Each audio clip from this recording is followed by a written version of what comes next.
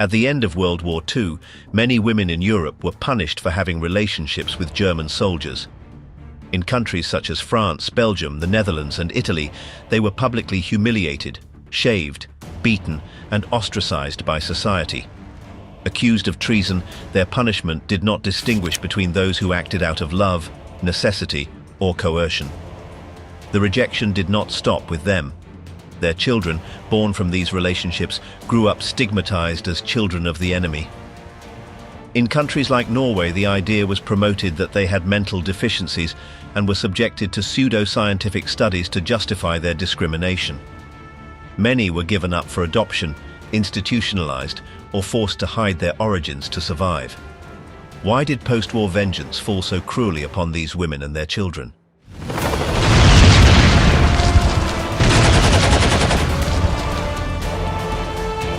The humiliation of enemy women, justice or cruelty.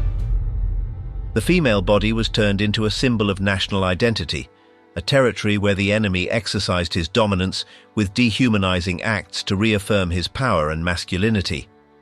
Among these practices, shaving the heads of women acquired a deeply symbolic meaning. It was a form of stripping them of their femininity and appropriating their bodies. The punishment was not only physical, but also a public humiliation. Turned into a war scenario, their figures became a canvas where the victor left his message of triumph. For men, this practice had a double intention: to demonstrate victory to their own and to mark the defeat of the others. In times of conflict, survival determined the decisions of many women. Some took advantage of the presence of the occupying forces to obtain benefits in a time of extreme scarcity. While some did it to subsist, others aligned themselves ideologically with the Nazi regime, either out of political conviction or desire for power. There were also those who, finding themselves alone due to the absence of men sent to the front, were forced to establish relationships with the occupiers, even resorting to prostitution to support their families. In France, those who were singled out for having ties with German soldiers were accused of horizontal collaboration, a term used to describe affective or sexual relationships with members of the occupying army. This type of contact with the enemy was considered treason, as it was interpreted as a renunciation of national identity in favor of the Nazi regime. Historians have documented various situations that fell within this collaborationism. Maintaining constant relations with the Germans, providing them with some type of service, sharing meals, or simply walking in their company were enough to be labeled as traitors. The phenomenon of punishing women accused of collaboration was not exclusive to France, but extended to countries such as Italy, Belgium, and the Netherlands, especially between 1943 and 1945, when Allied forces were advancing in the recovery of occupied territories. Although there were different forms of reprimand, head shaving was the most visible and frequent. It is estimated that some 20,000 French women were subjected to this humiliation. But they did not just cut their hair. Sometimes they were stripped naked and taken to public squares to be mocked and mistreated. The presence of the crowd played a crucial role in this type of punishment. Its function was to amplify the shame and reinforce the imposed lesson. In addition to shaving, in some cases, their bodies were marked with Nazi symbols or phrases such as "prostitute of the Germans." These acts sought to annul any trace of dignity in the accused and reinforce the idea that their bodies were responsible for an unforgivable betrayal. The body ceases to be considered something sacred, which prevents the shaved woman from hiding the traits of her femininity. The torture she suffers reflects the ugliness of her internal morality. The punishment of collaborators does not lie in violating a written norm, but in an offense to the values shared by society. The act of shaving the head has ancient roots and has been recurrent in moments of political and military crises. After World War II, this punishment was applied in various nations that had been under German occupation. From the landing in Normandy, it spread through France and Italy, replicating itself in Belgium, Holland, Denmark, Yugoslavia, Poland, and Slovakia. Images of women with shaved skulls remained as graphic testimony of that era. In France, the most representative figure of this punishment was Simone Tous, whose image was captured by the photojournalist Robert Capa on August 16, 1944. The photograph shows the young woman with her head shaved and a swastika drawn on her forehead, surrounded by a hostile crowd while holding her baby, the fruit of her relationship with a German soldier. This image was published in the American magazine Life and later replicated in numerous media outlets. During the occupation period, Toos worked in an interpreter's office at the service of the Germans and sympathized with a party close to Nazism. However, her greatest fault was falling in love with a German soldier, Erich Goth, with whom she had a daughter. He, 32 years old, wanted to marry her, but the war separated them. While he was sent to the Russian front, she spent 26 months in prison. The shaved women became a symbol of restored masculinity, evidencing the link between genders in a context where men, defeated in war, could not defend their nation. In 1868, the activist Elizabeth Cady Stanton, a pioneer in the feminist struggle, expressed that the masculine element embodied destruction, war, and greed, generating chaos and suffering in all spheres of life. The liberation of Europe was a stage marked by conflicting feelings. While some celebrated victory, others felt fear and pain. To reinforce collective joy, society unleashed its anger on women who had maintained relationships with German soldiers. Vengeance fell upon those who, during the conflict, were seen in public, showing affection to those considered enemies. In times of war, the boundary between the intimate and the political blurred, transforming love into an act of treason. Intimate encounters did not become visible, but generated scandal. For many, these relationships were impulsive or simply the product of imprudence. In Holland, they were called mofen maiden, in Belgium, movenhuren, and in France, femmes aboch, all terms with a strong derogatory connotation. Showing a shaved head in public became a form of degradation. The execution of this punishment required precise planning. Before the end of the occupation, they were carried out in secret, but with the arrival of liberation, the accused were brought before the crowd and exposed in open spaces. These acts were carried out with great planning, giving them an almost official appearance. Armed men burst into houses and forcibly removed the victims. Their heads were shaved, sometimes marked with Nazi symbols. In some cases, they were covered with tar and feathers and forced to parade naked through the streets, amid the screams and jeers of the crowd. Some were beaten, stoned, and even murdered. This punishment was also carried out in small towns, with the population present as witnesses and accomplices. Not only did members of the resistance participate, but also ordinary people of all ages. A notable example of collaborationism was that of Coco Chanel, whose story was marked by her relationship with the Nazis. The famous designer maintained a close bond with the German agent Hans Günther von Dinklage, who operated in the German embassy in Paris and enjoyed Hitler's trust. Before the war, she already had contact with him, and during the occupation, they shared a luxurious suite in the Ritz Hotel. There are theories that Chanel worked as an informant for the Germans. The war conflict did not stop her businesses, but rather provided her with new opportunities. The Chanel company, mostly owned by the Jewish Wertheimer family, was affected by anti-Semitic laws, which allowed the designer to take control. With the Wertheimers' flight and the support of her Nazi connections, she managed to keep the firm. After the liberation of France, Chanel knew how to evade reprisals. Together with her lover, she moved to Switzerland, where she remained until 1954. Ironically, when she decided to recover her brand, it was the Wertheimers who provided her with financial support. Women under the regime and their fall. Between 1943 and 1945, Italy experienced a period of intense tensions and individual decisions that marked both fascists and anti-fascists. As the war approached its end, the country dragged a heavy psychological and emotional burden that influenced the brutality unleashed during the liberation. The population, filled with anger, decided to punish those considered responsible for years of suffering under the dictatorship. Vengeance was seen as a means of eradicating fascism and beginning a new stage for the nation. Within this context, the reprisal against women suspected of collaborating with the regime acquired a particular dimension. Numerous cases were recorded in which they were punished, although the exact number is difficult to determine. Beyond their number, these events have been documented and studied for their historical importance. The practice of female head shaving became a recurrent act in various European territories affected by the war, extending until the end of 1945. The women who suffered this humiliation were not always fervent defenders of the regime. Many were punished simply for having family or sentimental ties with members of fascism, German soldiers, or even American military personnel. This persecution reflected the climate of hostility that prevailed in those years. From Mussolini's rise to power in 1922 until his fall in July 1943, resentment towards fascism grew among many sectors of society.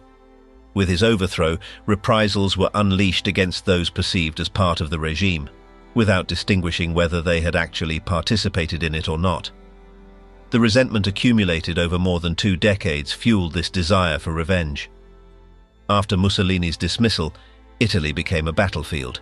The Germans, former allies, became invaders. King Victor Emmanuel III appointed Pietro Badoglio as the leader of the new government, but Nazi troops occupied much of the country until the arrival of American forces. Despite their role in the liberation, some sectors saw the Americans as another occupying force. The collapse of fascism not only meant the expulsion of an oppressive government, but also the end of a dominion that had lasted for more than 20 years. Popular anger sought to channel itself through punishments considered less violent, such as the shaving of women. It was believed that these acts avoided more serious reprisals and allowed containing collective fury. In some cases, justice even justified these actions as necessary to maintain public order. An example of this occurred in Bergamo, where a woman victim of this practice denounced her aggressor. However, the court acquitted the accused, arguing that such punishment had served to prevent greater harm. For the judges, although degrading, shaving represented a penalty that did not violate fundamental rights such as life or physical integrity. Seduced by power, the actress who loved a Nazi.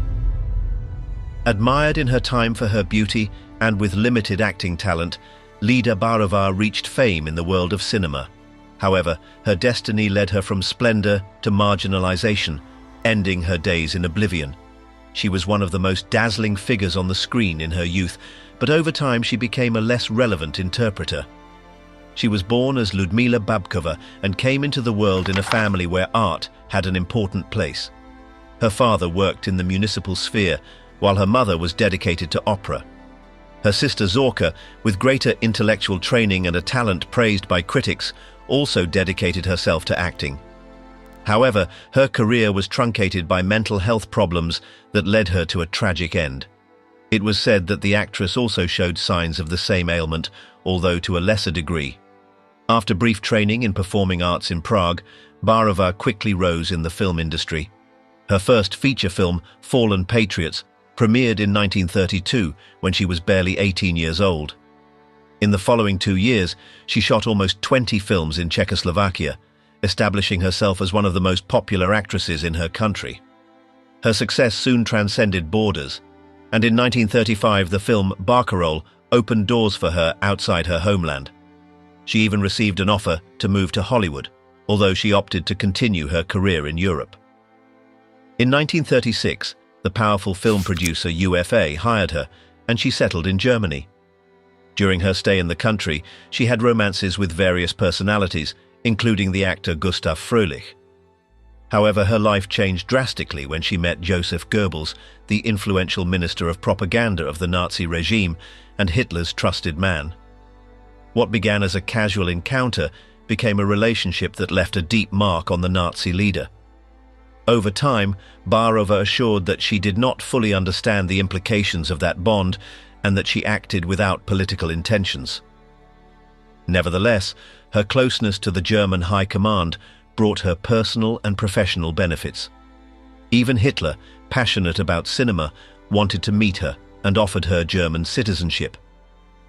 During that stage, her image became strongly linked to Nazism, something that would later cost her dearly. She was not aware at the time of the consequences that association would have for her future. The tension increased since she began her romance with Goebbels in 1936. Over time, the political pressure surrounding her relationship became more intense, to the point of becoming a problem that Hitler himself had to resolve directly. Unlike other fleeting amorous encounters of the propaganda minister with young actresses, this bond reached an unexpected depth. So great was the influence of the Czech actress over Goebbels that he himself came to present his resignation, with the intention of moving to Japan as an ambassador along with her to start a new life. However, Hitler rejected the idea of losing such a crucial ally in his government, especially in a delicate period such as the signing of the Munich Treaty, where Germany acquired part of Czechoslovakia. To avoid a scandal that could weaken his position, he ordered Baarova's departure from the country. On the other hand, Goebbels' wife Magda also played a fundamental role in the decision to separate the actress from the minister's life. As a result, Baarova was sent back to her homeland. During her time in Germany, she had participated in 7 feature films in the German language, without a trace of a foreign accent.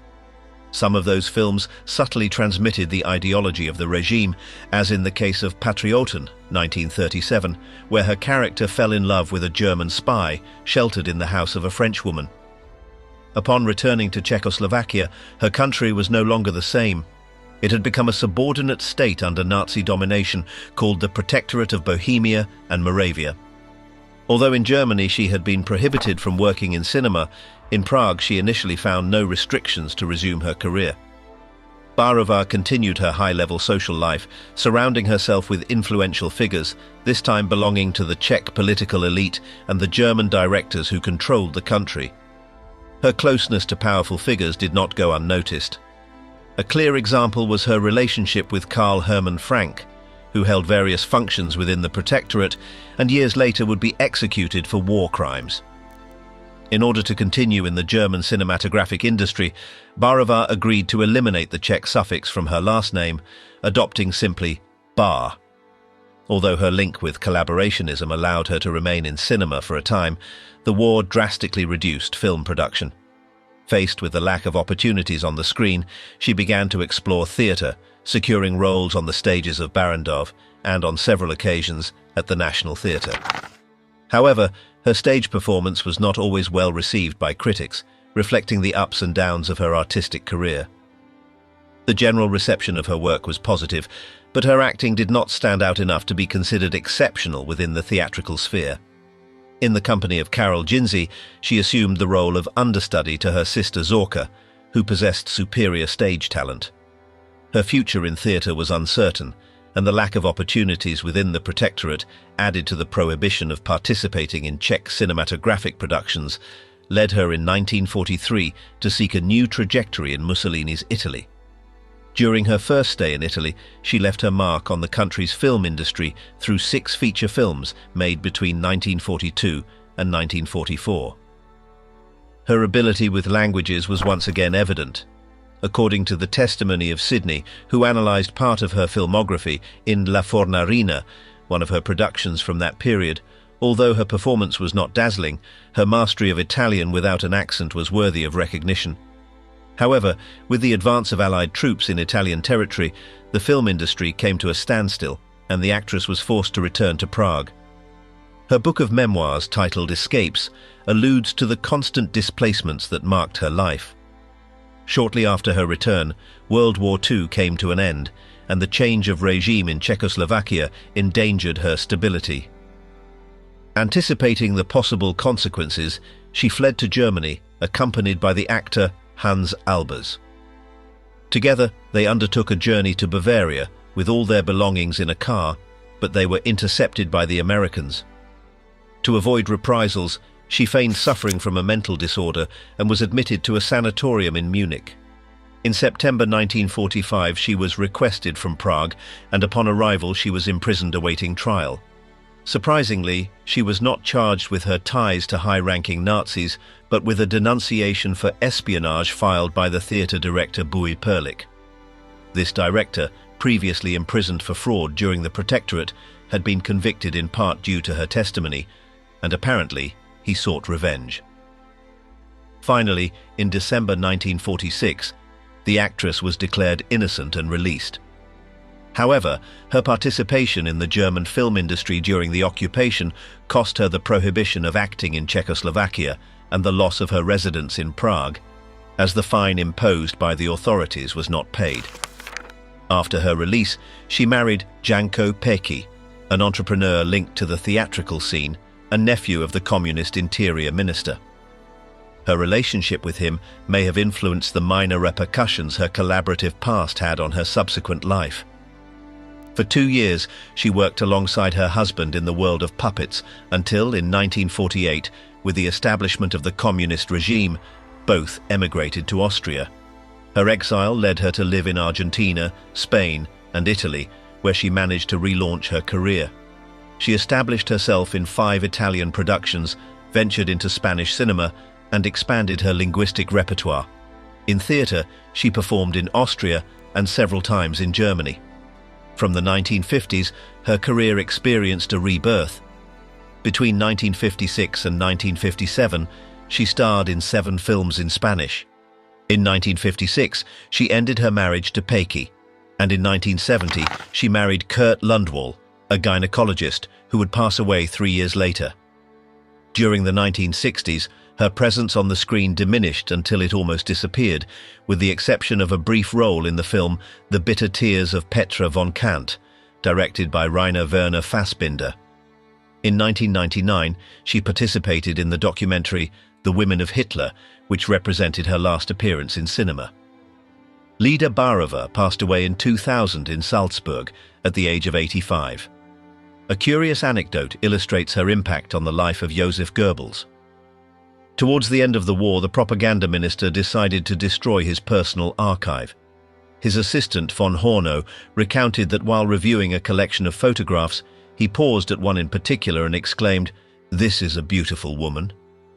Upon observing the image, the assistant recognized the face of the actress. Goebbels contemplated the photograph for a few seconds, tore it into pieces, and throwing it into the fire, sentenced, "Let it burn along with everything else." Marked by war, the children of German soldiers. During World War II, many women in Belgium maintained relationships with soldiers of the Wehrmacht, leading to the birth of thousands of children. They were known as war children because their existence was a direct consequence of the conflict. In most cases, these relationships were not forced but the fruit of genuine feelings between the couples. Unlike what happened in World War I, when the Germans sowed terror among civilians during the second occupation, their soldiers received orders to treat the local population with respect. Severe punishments were imposed for abuses and aggressions against women. The military were not allowed to marry women from the occupied territories, so many of these relationships remained clandestine. Without the possibility of formalizing a marriage, women were left alone, and in many cases they ended up marginalized by society. Some decided to abandon their children in institutions or give them up for adoption in the hope of avoiding rejection and regaining a normal life. Others, despite social contempt and economic hardships, chose to raise them alone. Many mothers chose to hide the origin of their children. The children's questions, often driven by curiosity or comments from others, led to recalling a painful story. The truth about their lineage was usually discovered in adulthood.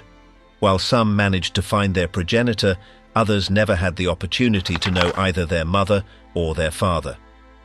In the Netherlands, research reveals that around 140,000 women interacted with the Germans between 1940 and 1945. From those relationships, between 13,000 and 15,000 children were born, who grew up in a hostile environment. They were not only victims of rejection and harassment, but also faced bureaucratic obstacles that complicated their access to jobs and opportunities. Their mothers, disparagingly called Moffenmeiden, girls of the Germans, also found no peace after the war. Some were subjected to trials and sentenced to prison or house arrest. Others were sent to labor camps for being considered traitors. Some managed to flee abroad, taking their children with them.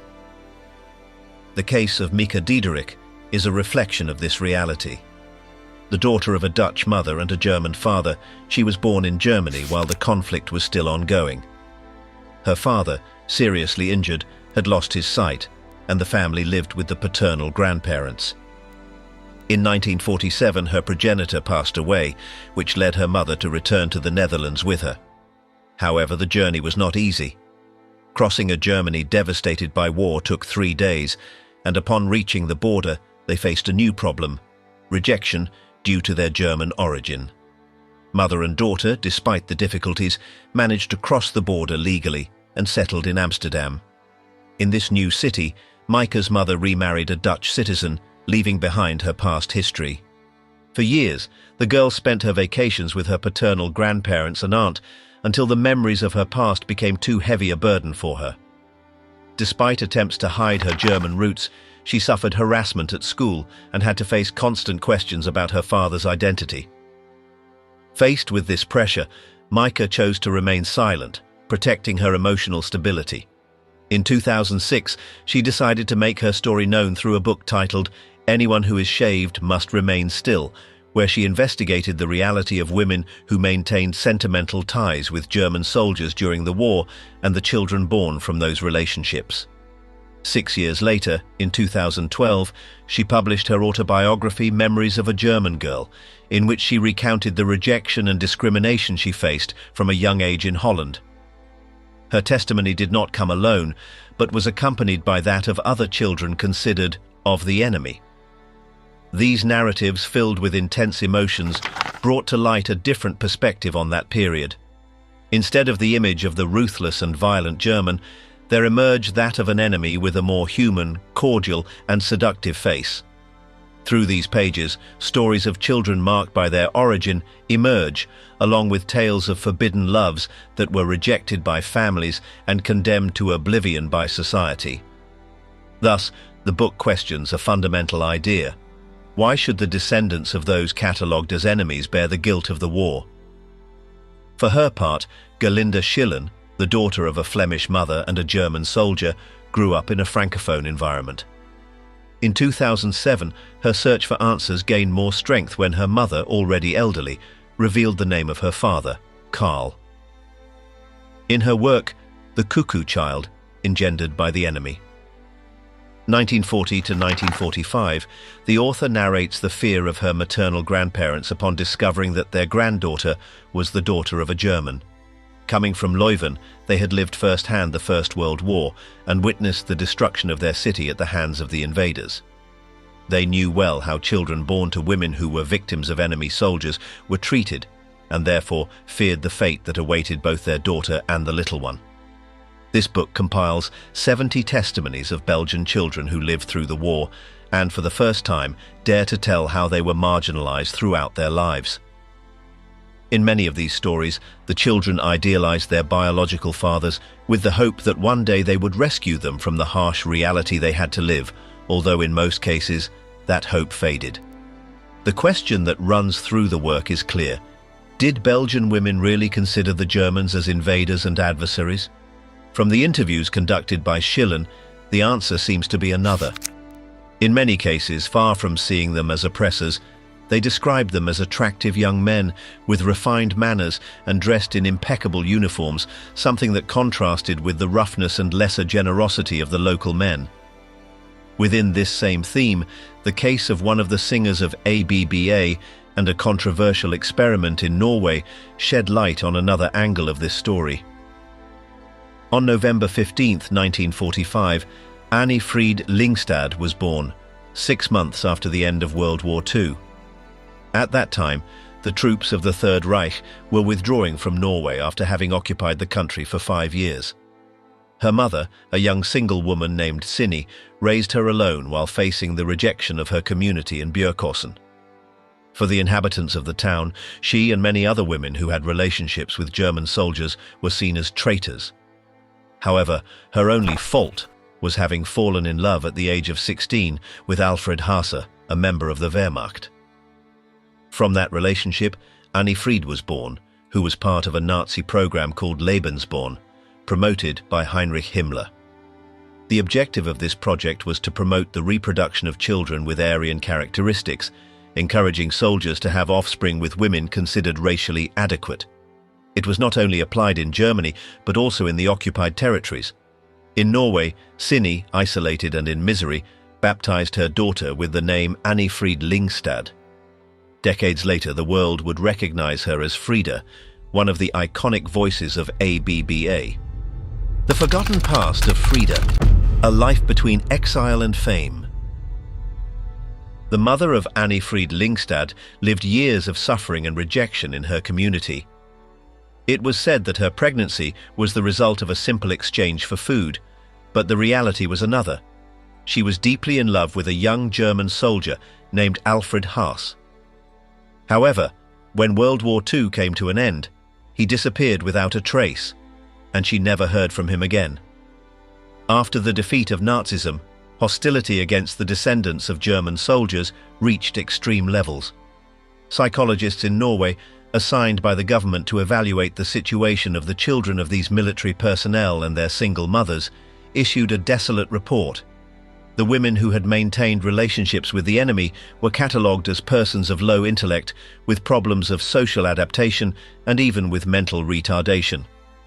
Anni-Frid was one of the approximately 12,000 children born in Norway under the Lebensborn program, a plan devised by the Nazis to promote the growth of the Aryan race.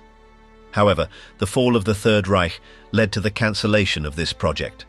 As a consequence, thousands of minors were confined in psychiatric hospitals, while many others were expelled along with their families, accused of being a danger to the future of the country. After 2 years of humiliations and marginalization, Sini Lyngstad decided to flee with her daughter. Together with her mother Arti, they emigrated to Sweden in search of a new beginning, far from the shadows of the past. Unfortunately, Frida's mother passed away a few months after the move. Although her death was attributed to kidney failure, those who knew her affirmed that sadness and abandonment contributed to her deterioration. Frida's upbringing fell into the hands of her grandmother Arti, a dedicated woman who fostered her love for music. Despite the scarce income as a seamstress, she managed to buy a piano on installments so that her granddaughter could continue developing her talent. Her dedication bore fruit quickly. At 16 years old, the young woman demonstrated great confidence on stage, her voice enchanted everyone, and opportunities began to arrive.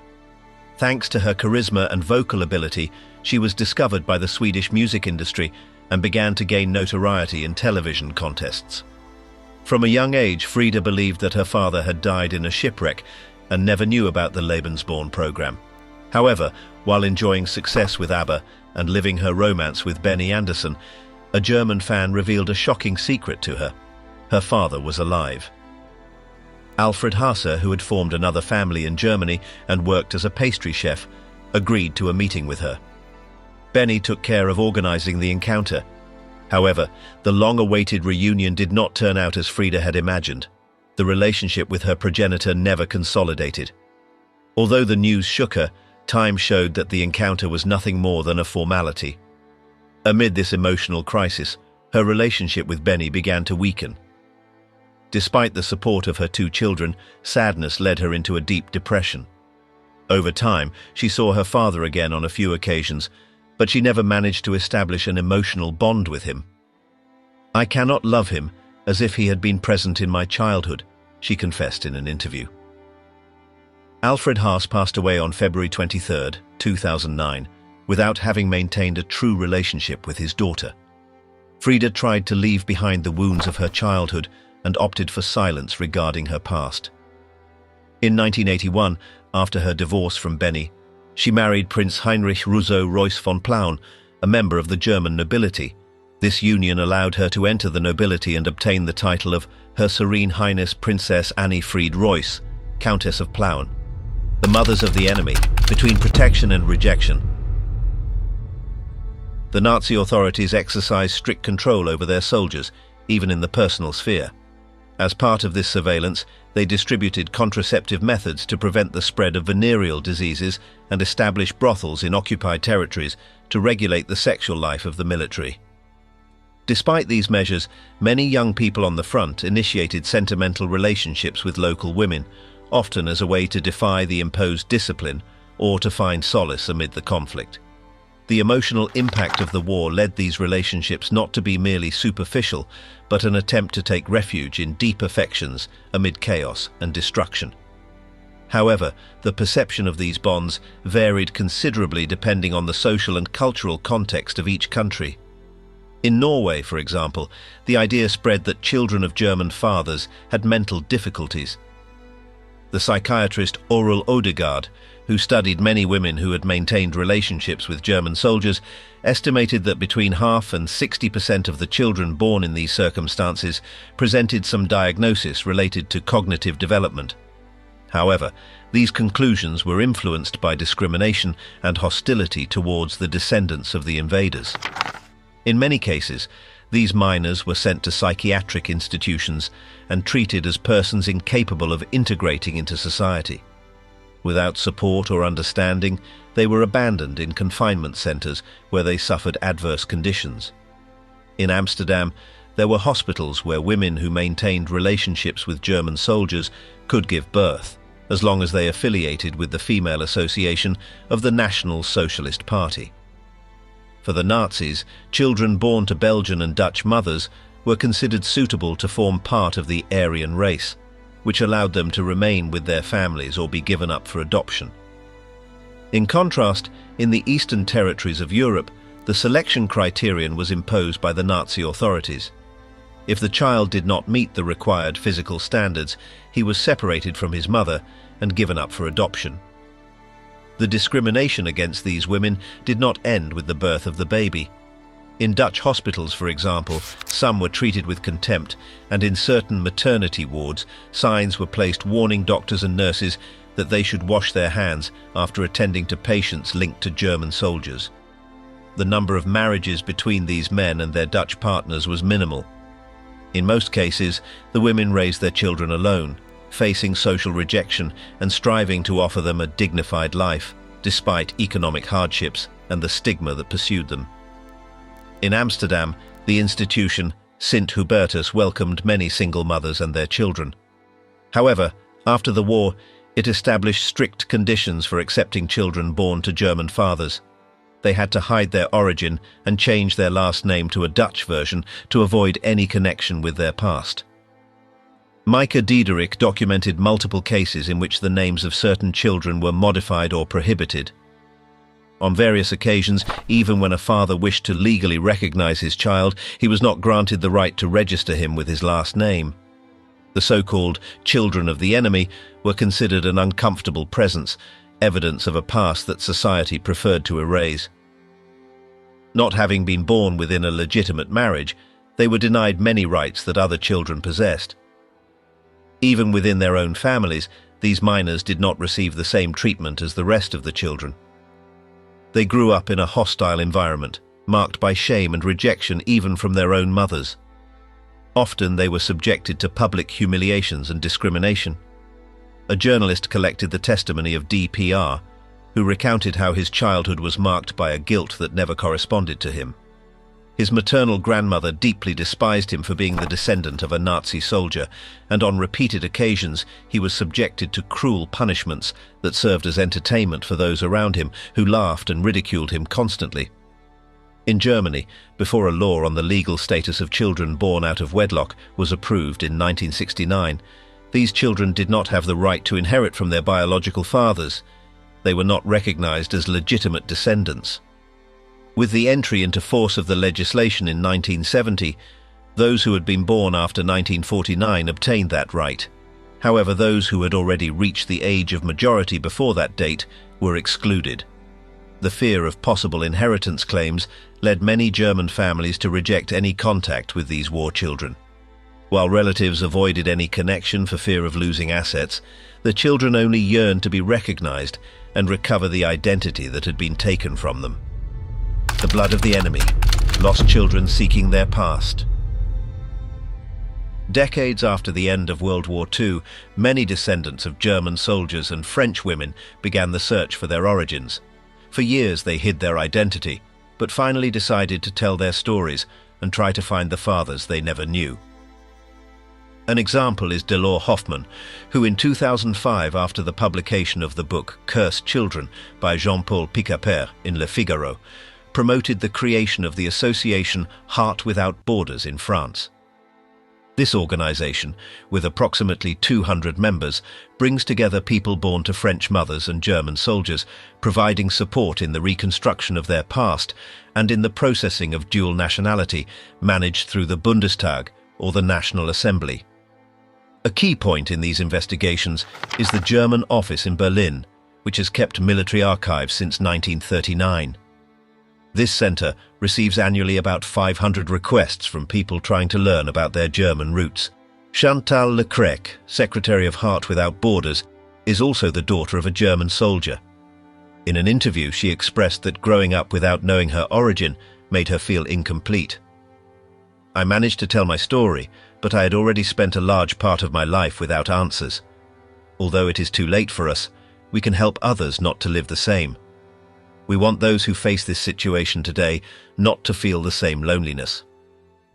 During the post-war period, Europe tried to erase from collective memory the amorous ties between German soldiers and women in occupied territories.